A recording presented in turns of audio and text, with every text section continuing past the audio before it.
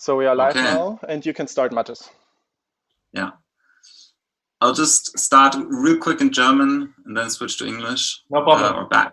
No problem. Guten Abend, mein Name ist Mathis. Ich bin der Geschäftsführer von DZ Zukunft und ich habe heute Massimo Ungaro zu Besuch für eine Diskussion. Der Abend findet auf Englisch statt. Wir hoffen, dass wir da trotzdem möglichst viele erreichen damit. Deswegen gehe ich jetzt auch zum Englischen über und darf meinen Gast begrüßen.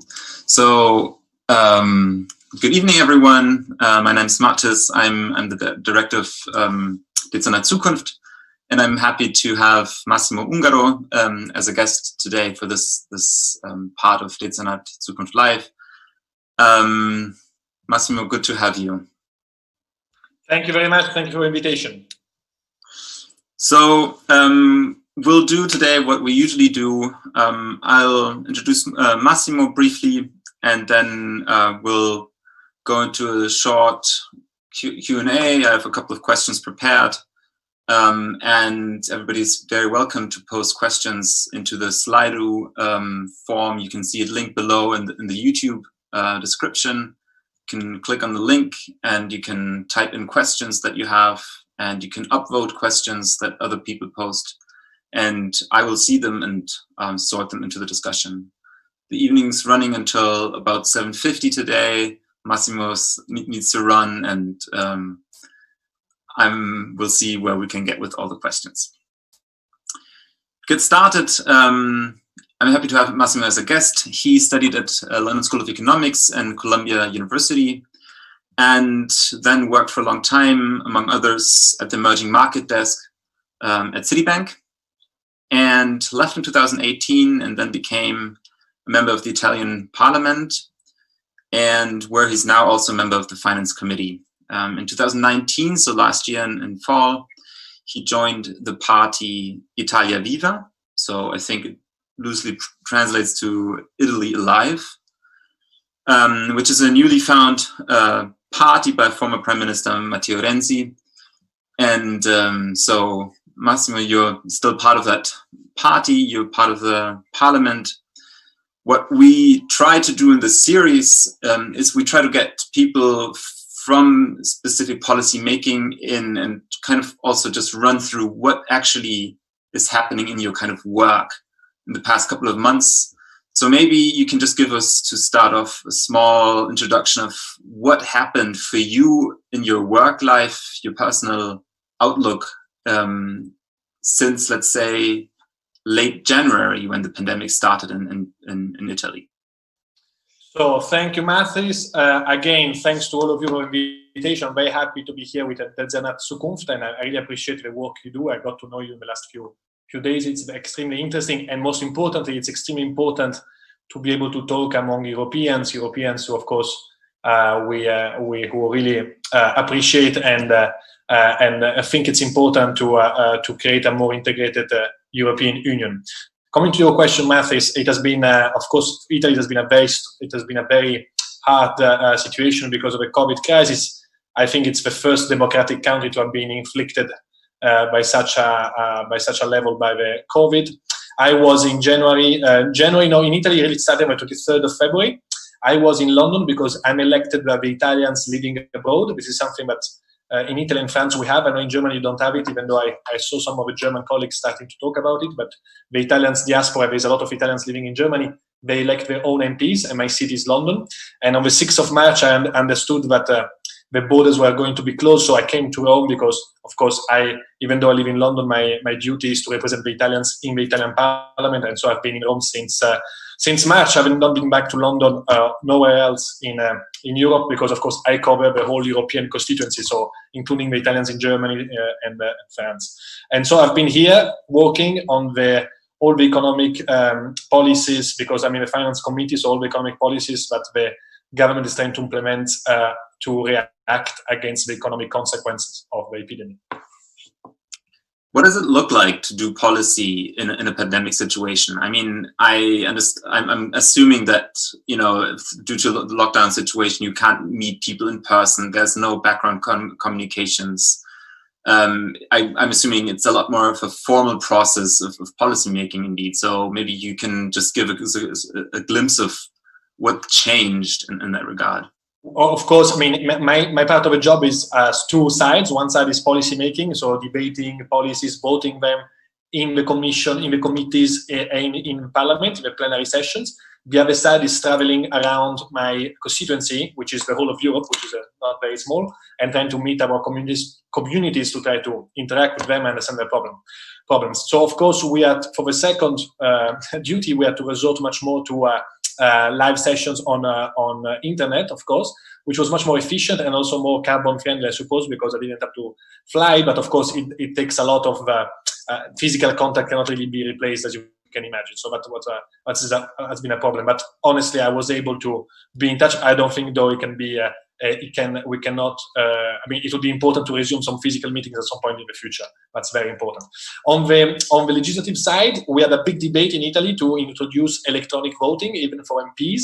But until now, there is, to be honest, I'm a bit old-fashioned, but I'm a bit against that because I really believe a lot in the process of physical discussions and there's a lot of, to avoid having parliaments just becoming voting machines, but being a place of synthesis, of conclusions, of reaching of dialogue, of reaching a compromise between different parties. It's very important to meet physically. So, but of course, we adopted health measures. So, for example, now we are only using every 2 seats to vote.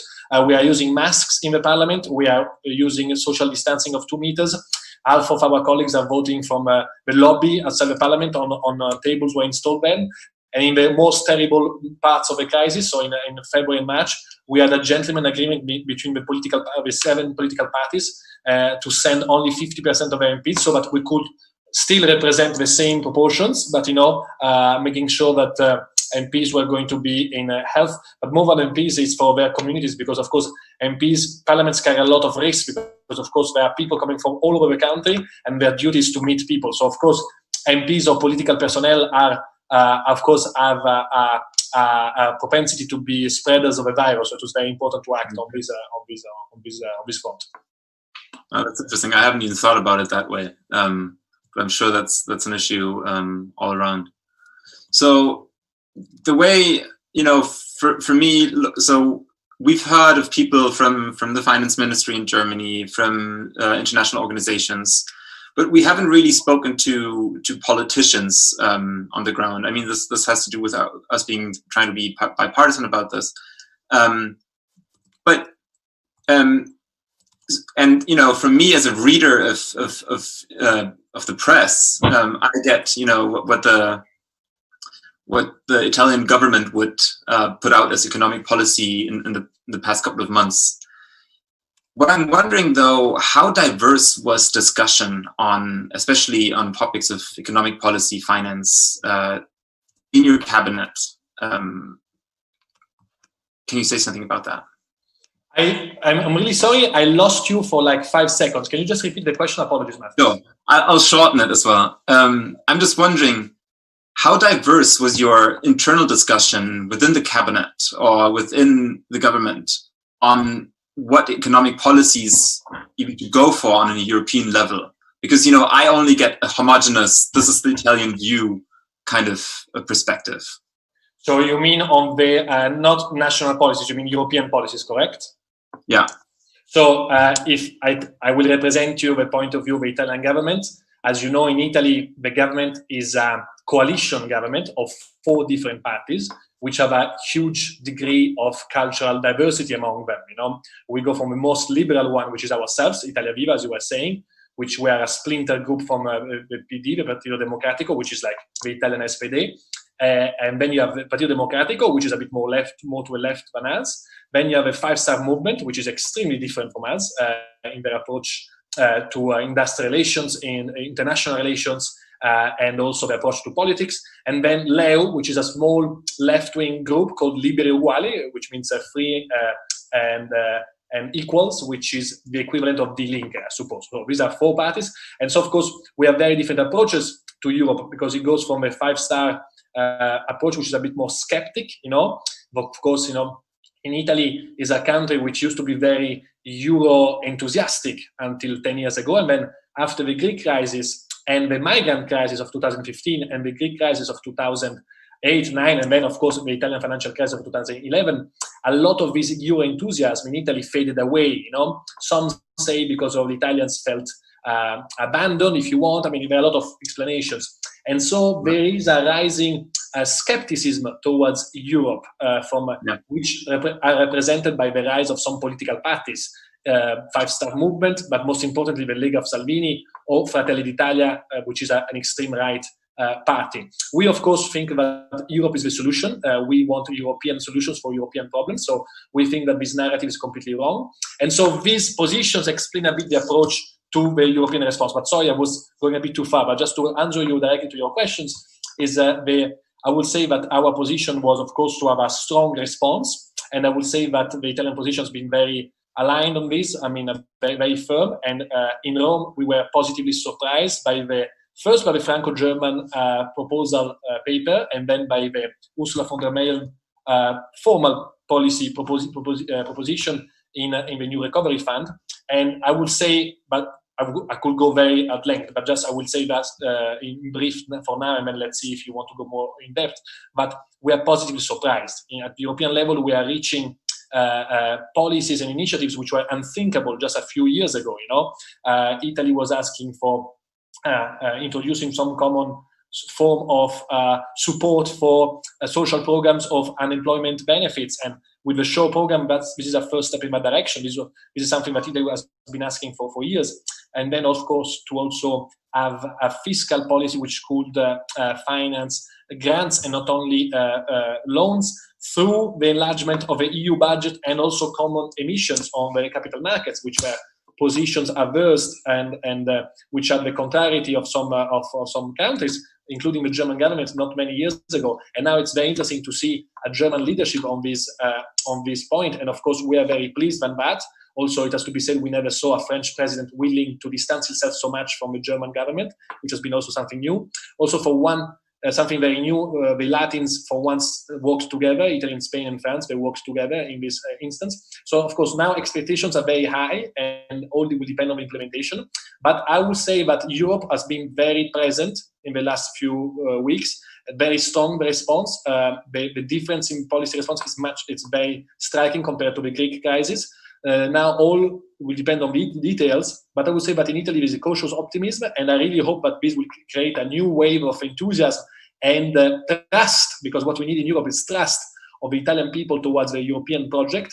And so yes, I would say there is a cautious optimism. Even the right wing, even Meloni, the leader of Fratelli d'Italia, or Salvini, the leader of the Lega, had to acknowledge that Europe did a step in the right direction, which is extremely surprising if you think about their narrative. So I hope I answered your question, Mathis.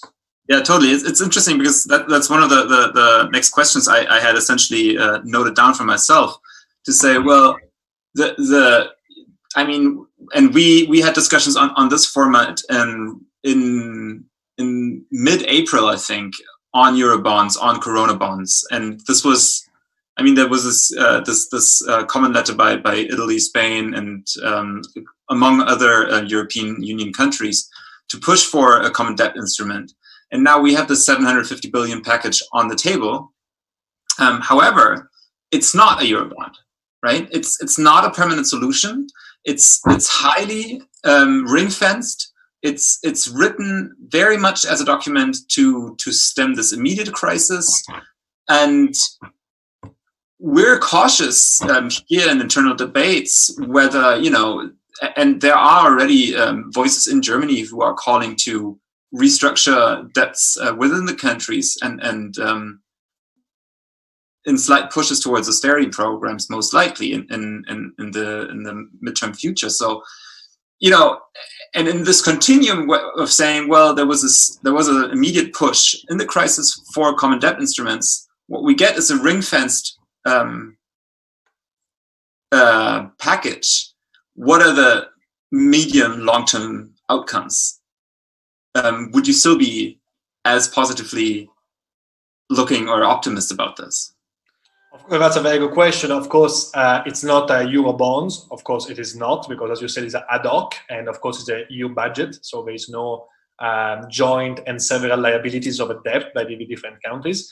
But I think what was more important, and of course, we can talk about the financial, economic aspects, which is of course my main duty. But I think the message is extremely political.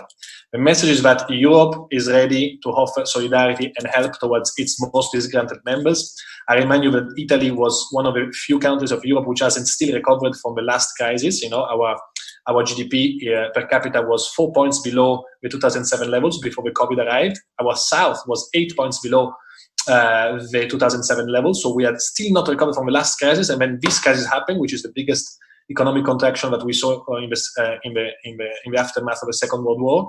And so what was very important was to show a sign of solidarity and strength, that the more economic successful members realize that, the cost of solidarity is inferior to helping and trying to show unity. And so that's the most important. And so that's why the program SHORE and the program of the EU Recovery Fund are steps absolutely in the right direction. Of course, because you have to understand that there is a massive political consequence of this, is that otherwise it will, if these measures are not being implemented or proposed by the European Union, you could have seen a massive rise of Eurosceptic movements who are even preaching the return to the lira, as you know, some of them preaching the fact that, we are an industrial country, and with a chip, the euro is an overvalued currency for our economy. Is that since the euro arrived, Germany benefited a lot thanks to an undervalued currency, and Italy lost a lot, they, of course, I always debate with them and show the opposite thesis. But I think it's very important these initiatives are not giving fuel to this narrative, which is extremely dangerous. I'm hoping I'm answering your question, Mathis. You are, and it's interesting to hear that you're, very, very optimistic about this package. However, I would like to see if we can take it still a step further and say, okay, let's say these measures have abated Euroscepticism in Italy by some degree. The latest figures I could find were from April. That is indeed before the Franco-German proposal. So, but the question then for me would be, what would you say from an Italian perspective could be steps German policymaking or German policymakers could take that would appease both Germans and Italians in a European agenda? Mm-hmm.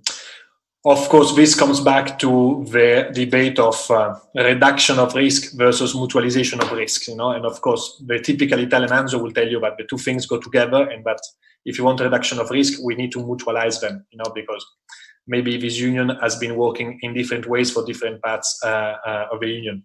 Of course, I completely understand the German government point of view against mutualization of debt, because of course, why if there is a spread of 200 basis points or 300 basis points having to increase the cost when we are not responsible for public expenditure. So I have a huge amount of respect for the German politicians saying that, and of course for the German public which is behind that. So there is no clear-cut solution. I think the way is to show trust, and of course Italy can. There are some things that Italy can do to reform itself. There's a long list of things, and of course I belong to a party which believes in structural reforms, and of course paid very heavily the price in terms of consensus, because of course when you talk about structural reform, it always means in political terms immediate loss of political consensus, and maybe in the future some increase, but by generations which usually are not even born. And of course the PD embarked on under the Matteo Renzi government on a series of very important reforms, and went from 41% of the consensus to 18%. So we paid very. So it's very delicate how you can advance. I think you can advance in a progressive way, but I really think, from an Italian perspective, just to represent it, Italy under the crisis did some very big, heavy reforms, most importantly the job market reform, which was in some respect maybe even more deep than the hard, dry reforms that Germany implemented in 2000, 2001 under the Schröder's governments. And in exchange, Italy said, yes, but we haven't seen anything from Europe, and this is a reform we did in 2016. Of course, we had the ECB initiatives, but I even though I believe in monetary policy, I really don't think it's enough, and I don't think it can be alone in monetary policies. There is a lot of limits to monetary policy alone, and I think this is if we take a 10 years perspective, I see Italy, a country which has to do some homeworks. The country started, and then the country was going to be very disappointed on Europe not really making its part, if you want, on the other side. And so, for example, huge disappointment on the management of the migrant crisis. Of course, Italy has been the landing areas of 500,000 migrants, but so was Germany, who received almost 1 million refugees from Syria. So you see there's a lot of stereotypes in this discussion, but most importantly, some opposition to the common European deposit insurance as well was seen in Rome as an element supporting skepticism, So that's why, even though you say I'm very optimistic on the recovery fund, again, it was just a proposal. It may be toned down by the council of tomorrow. And now the potential for disappointment are very high because the expectations are very high. Everything is in the details, and what matters most is the speed of disbursement. But if I take a step back as a young progressive European who believes in Europe, who believes that Europe is the way to have an augmented sovereignty for our people, to augment its prosperity and to achieve peace on the global sphere, well, the political meaning of the recovery fund, as was proposed not by Italy, not by Spain, but by the Commission, I think is a step in the right direction on a more macro or bigger level. So the political meaning is very important. As well, let me spend one more sentence about the SHORE program, the system for support for unemployment benefits. Of course, the European system to give money to national programs to support the follow systems in each national countries. In itself, is not a huge amount of money. I give an example. Italy will maybe receive 20 billion euros. I'm talking about Italy not because Europe should solve Italy problems, but of course it's the country I know better. Or the ESM kind of help for Italy could be 36 billion euros. It's not a huge amount of money in itself. I give you an example. We did our treasury did an issuance for small savers of BTP Italia. So BTP are now the Italian bonds. For what? Issuance of bonds. Issuance of government bonds. We call them BTP Italia. BTP is our word for Bund. And so it was a special issuance targeted at small savers and small families. We raised 22 billion euros, of which 14 billion euros came from families and small savers, which is a huge amount of money. A single issuance of retail treasuries. Let me ask you as a nerd question: how long were the durations on these bonds? It was 10 years. It was 10 years. 10 years. But just it tells you that we have a problem, but there is a lot of cash in terms of a lot of savings lying around, and we have this problem to be able to canalize this liquidity into the system, into the Italian economy. Italians like to buy their house. There is a very high level of home ownership. They like to buy houses maybe in the UK or abroad when we're affluent. And so a lot of this cash is not really working. If you look at the number of deposits, it's extremely high. So this is one of the strengths we have, which we want to use in a way. So just to tell you that the ESM, yes, is going to help, but it's not the 36 billion euros which are going to save us. It is important. But is the political meaning of having access to a credit line with restricted conditions, which finally gives us trust, again, injects trust, because I really think what we lack is trust, and that's the number one political scarcity we have now in Europe. So that was on the political side. But no, on the economic, we can discuss, of course. Mm-hmm. Mm-hmm.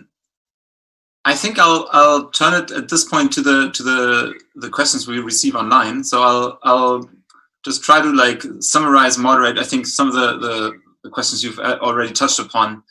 But so I think this is one of the key questions that pops up in German discourse on Italy all the time is what's your take? What's your pitch? What caused the Italian GDP or the stagnation of Italian GDP in the last 20 years? So question number one, and what could you do about it?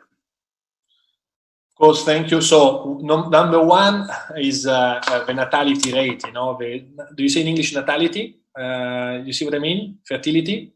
We don't make enough kids. We have, I think, 1.2. So there is not enough. We don't have these beautiful families with a lot of babies, but you do see in some in the mid neighborhoods or in the middle of Berlin. Italian families are not doing a lot of kids, and so of course, from a macro level, a country cannot grow if its population is decreasing. But that would be an easy way to answer. But we have, of course, thanks to the migrant population, we are trying to offset that. Italy has a deep problem for growth for both supply and demand reasons. Demand, we have very weak internal consumption. Very, very weak internal consumption, and again, because of a lack of trust, inefficient public service. Explain what you mean with internal consumption, just so we get everybody. No, we have, of course. What I mean is that there's access to personal credit. There is not a lot of reliance on private credits in Italy. Access to credit, especially in the south, is very restricted. And so I think there are some deep structural problems which prevent Italian growth. We have a justice system which is which is a bit inefficient, and also is a constraint to growth, because of having a justice system which doesn't work prevents banks from lending properly. So we have a huge bottlenecks in the transmission of monetary policy. It goes then also, of course, I think really the center is this inability to provide good jobs to young Italians. So the smartest Italians, smartest is not the most educated or instructed Italians, usually after they get their degree in Italy, they go to work in London or in Germany. So we have a huge brain drain phenomenon going on. And also, despite we have very few, we have a much lower number of graduates than Germany, for example. The ones who have a degree are not paid so much more than the people who don't study. So there is not a huge incentive to study. And so this is a bit of a dilemma, of course, because you would imagine with scarcity of graduates, you would imagine bigger entry-level salaries, but that's not the case. So low fertility, problems for young generations, structural problems like the justice systems. Of course, we have a organized crime problem in the south, which is it's negative for economic investment and sentiments. And then I thought, as a liberal, I think we have huge problems in terms of the labor markets. We have too many defenses or too many red tape for some categories, whereas other categories are completely undefended. So there is a huge dualism within the labor markets, which is not only unfair but also inefficient. And lastly, there is a huge problem of bureaucracy. I will give you an example. I could go on for hours, and of course, I don't pretend to have an answer, because we don't know. If we knew, we would have resolved it, but we are trying to change it. But I will give you two arguments as well of the lack of economic growth. Number one, bureaucracy. Bureaucracy, not only because we have huge problem of lack of digitalization, of course, implementing the IT revolution within the public administration, but also because of the organized crimes, we implemented a lot of checks and balances, and to a level that now I will give you something which maybe in Germany you don't know, but is absolutely absurd. In Italy, we have 120 billion euros allocated for investment for infrastructure projects, which are not being spent. So this money is already being allocated in the last 15 years, not being spent because of all a very long series of problems having to do with our civil law, having to do with the fact, I will not go in details, otherwise I will speak for hours, but just to tell you that there is really a potential we can do by applying a shock doctrine against the bureaucratic system and bureaucracy, which is humongous. If it exists, there are some reasons. Another set of arguments would be the political institutions and machines. We are one of the few countries, I think the only country in the world, which has two chambers. You have a Bundestag and a Landtag, of course, but we have the unique aspect of Italian politics is that both chambers have got the same power. Okay, so every law has to be agreed by both chambers to the same comma. If one chamber changes a comma, it has to go in the other chamber. And of course, there is a committee reading and then a chamber reading. Unlike the UK is much more simplified. So this was a system which allowed us to prevent a civil war after the end of the Second World War, something that you had in Greece for 6 years between the communists and the Catholics. This fractioning of power in so many different centers allowed us to prevent a civil war and to have the prosperity after the Second World War, where politics, the most important aspect was to ensure stability and peace and security. And then, of course, the entrepreneurs did the rest. Now, when you need strong management from the center to take directions and to take fast decisions, well, that doesn't work. That's why with Matteo Renzi in 2016, we tried to implement a referendum to almost abolish the second chamber, the Senate. We wanted to transform it in a Landtag, like in Germany, a more regional center, but we failed, as you know, for a number of reasons which I will not explain. And so that's, I think, I try to give you some reasons which are cultural, economic, sociological, but also political. Sorry, I went a bit in every direction, but I hope I give an answer. Yeah, I mean, so I'm just thinking, because my question before was kind of on what German politics could maybe contribute to the conundrum. And when you were just mentioning a huge brain drain from Italy. Mathis, sorry, can I interrupt you? Yes. Because, of course, by talking, I forgot to mention the number one thing, apologies, which is, of course, we have a huge amount of tax evasion in my country, okay? Every year we have a tax evasion for 109 billion euros.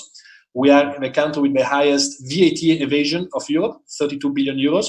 And this is the reason of a lot of different problems. So, and as a consequence, we have very high taxes, extremely high taxes. We have the second highest labor wage in Europe after Germany. And so this is a massive problem for our companies to hire more people. And at the same time, is at the detriment of the purchasing powers of our workers. So fiscal reform is amazing.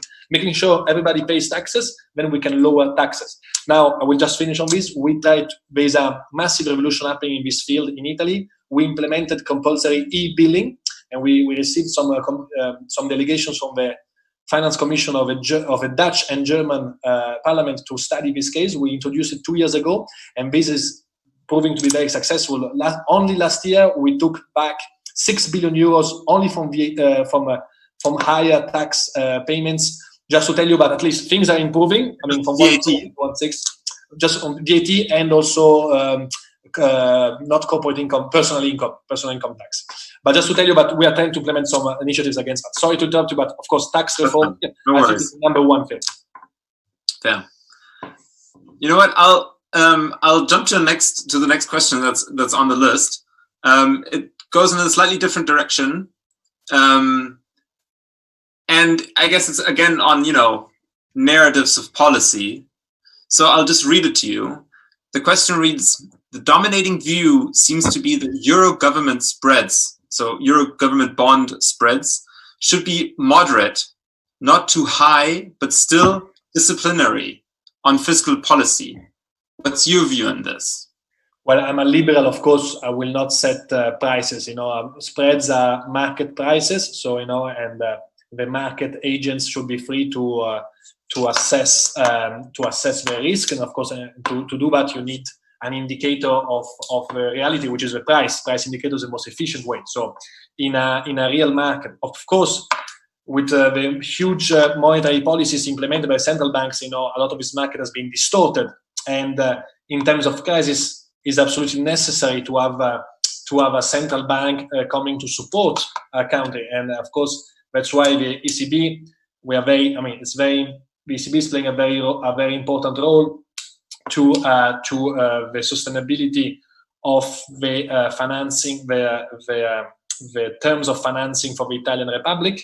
At the same time, and of course, we discovered that having a same currency, if you have full capital mobility within the European Union, a single market and one currency, but without having a fiscal union, this actually can amplify the crisis. I will give you an example. Having one same currency explains that in times of crisis, as it happened in 2011, a lot of wealthy Italian families moved their savings to German bank accounts. And of course, this introduces very pro-cyclical elements, because this means that the German agents can finance themselves at always better terms, and of course the Italian can finance themselves always at worse terms. And so this introduces some elements of pro-cyclicality. If we had two different currencies, that would not be able. So what is my point? Not to return to the lira and the mark, of course, but to go ahead and to go ahead with fiscal union, or to improve the fiscal union, to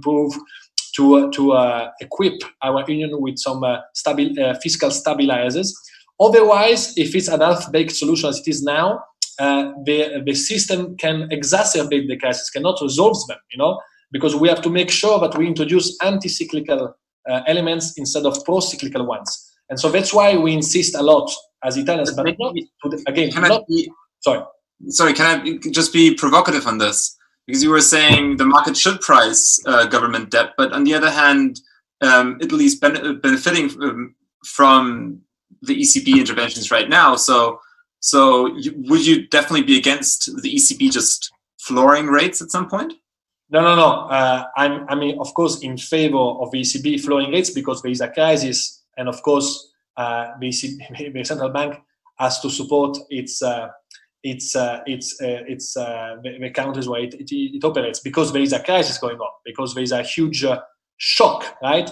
At the steady state, of course not. I mean, the steady state, especially in the lack of inflationary pressures, there is really no negative consequence of ECB intervention, except one. Of course, I suppose German pensioners were a bit unhappy about the rate of return of their investments.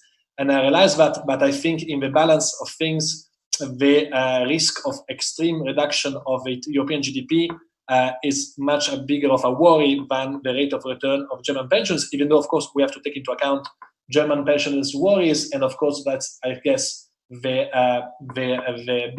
real context of the Karlsruhe court decision. But so we need an ECB which is able, the ECB alone cannot do everything because it can be able to set the rates. I think the ECB has to intervene in times of crisis because that's what a central bank has to do. So in terms of crisis, spreads should be controlled. In normal circumstances, of course, they should be freely able to fluctuate. And so that's how I would reconcile the two things, you know. Within okay, but then let me press you on this one more time. I'm sorry. Of course.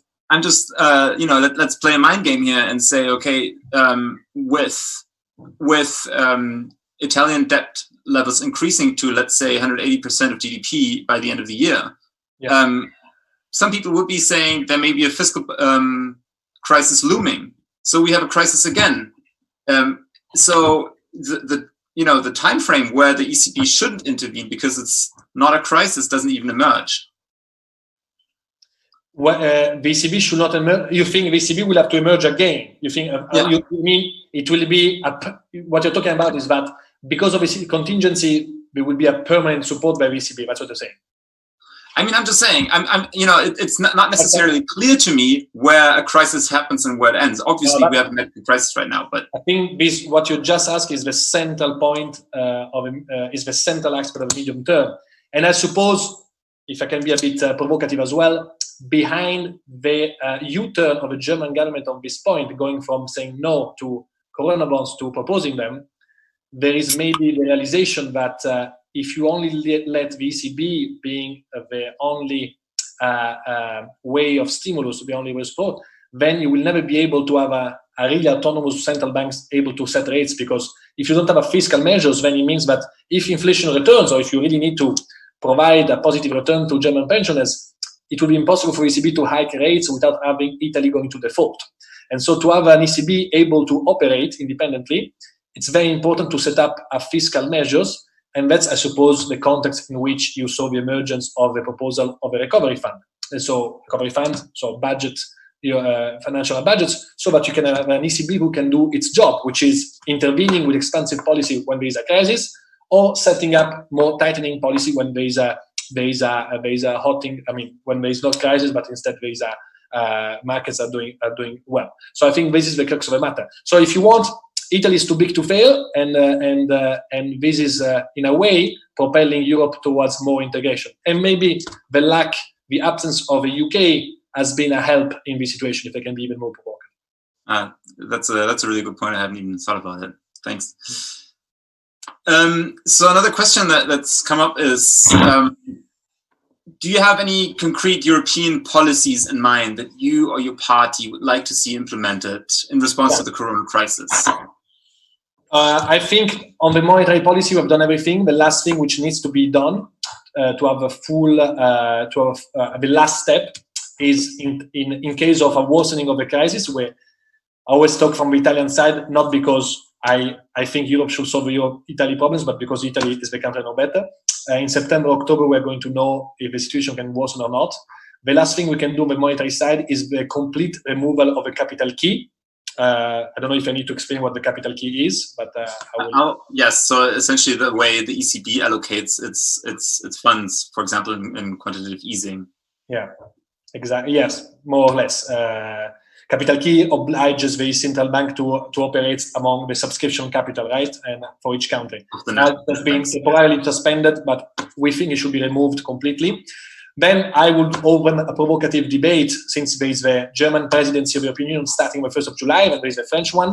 We have the Conference of the Future of Europe. If I take a step back on these last 20 years of economic policy making, Europe has been always acting later and more slowly, the ECB than the Fed, except for the last few months. So I think maybe it's time to think about, but I know that this is very problematic maybe, but introducing a double mandate for the ECB as for the US, a mandate not only for inflation, which has been disappeared, right? Even in Germany, you will agree with me that inflation has completely disappeared somewhere. We don't know, it may return, maybe not. But also to introduce full employment as an objective, because I think the Fed has a better track record than the ECB. This is capital key and mandate on the monetary side. On the fiscal side, of course, we want.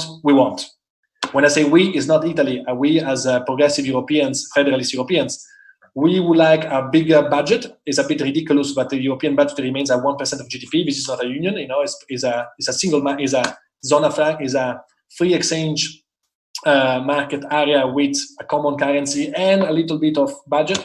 We need a much bigger budget than that, and I really hope we're going to be able to convince our Swedish, Danish, Dutch, and Austrian friends on this aspect, but we need a much bigger budget.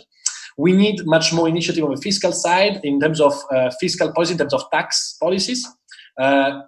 Big countries like Germany, Italy, and France, we are really suffering from the fiscal dumping implemented by 5 fiscal paradises which are in Europe. First of all, Holland, but also Ireland, Malta, Luxembourg, and Hungary for certain aspects for the corporate tax of 8%. Of course, small countries can allow to decrease tax levels, and in that way they can gain more companies from abroad than the amount of money they lose from their own companies. Big countries cannot.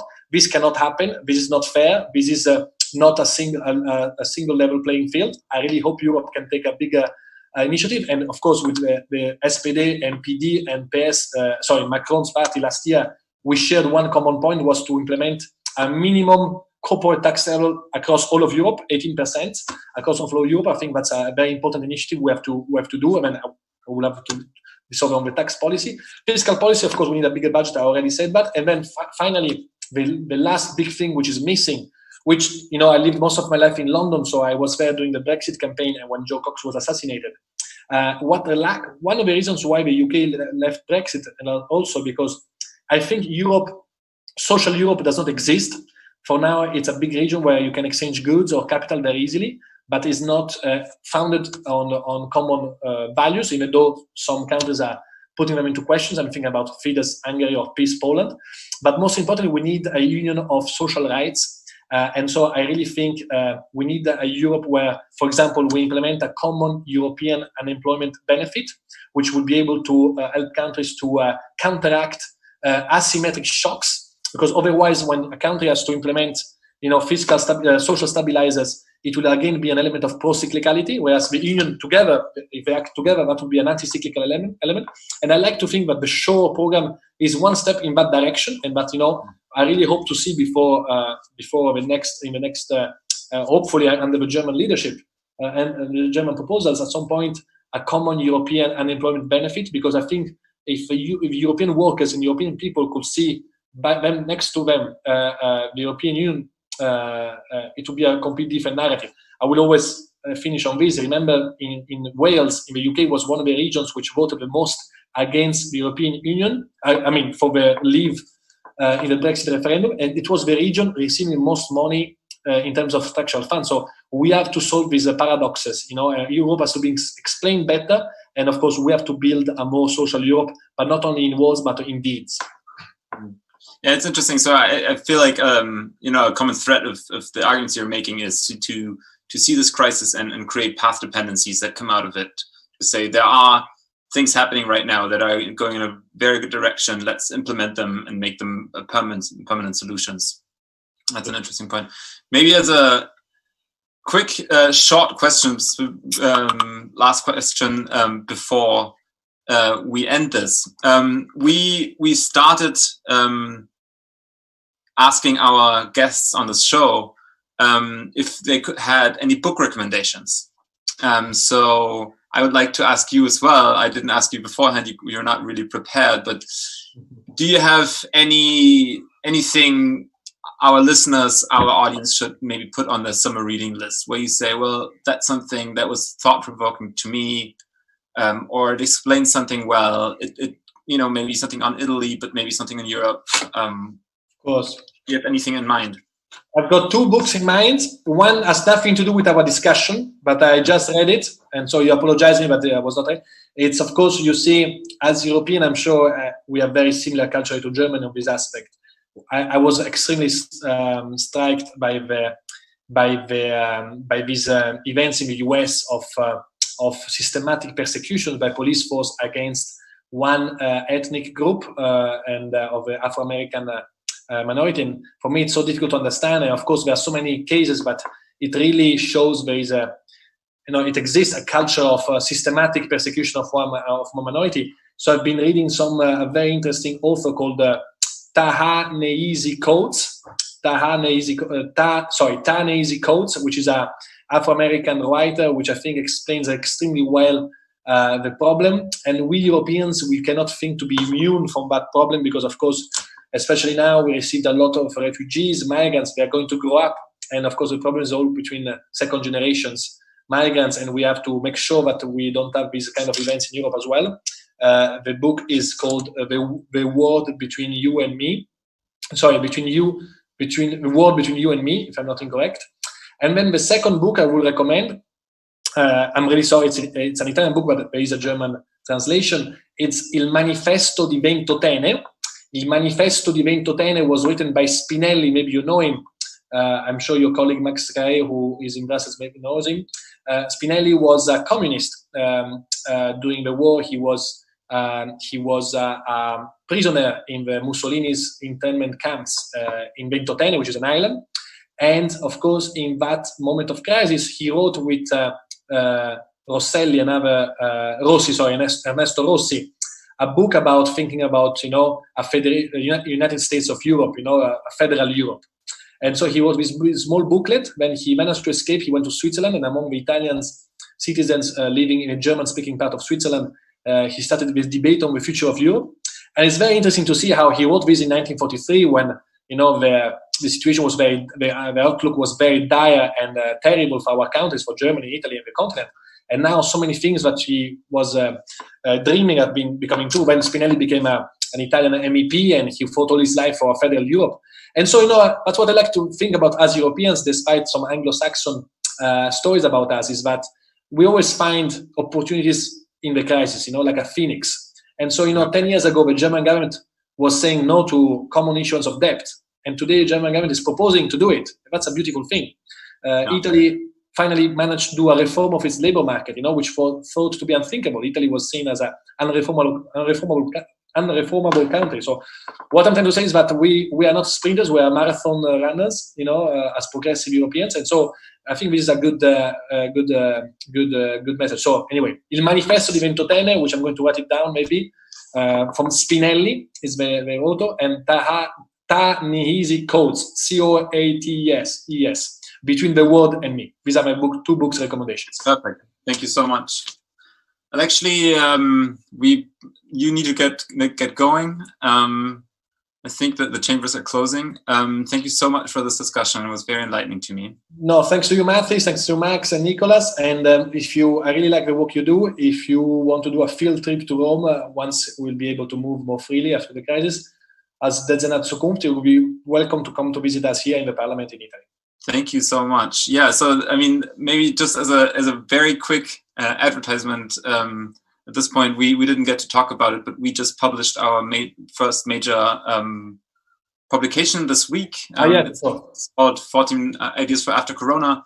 It's interesting to see, because I feel like you just touched upon a couple of the ideas that we have in this proposal, in those proposals as well. I think we go about them a little bit, even further future perspective. But I'm sure we have a lot to discuss when we come to Rome. Thank you so much for the invitation. Thanks to you. All the best. All right.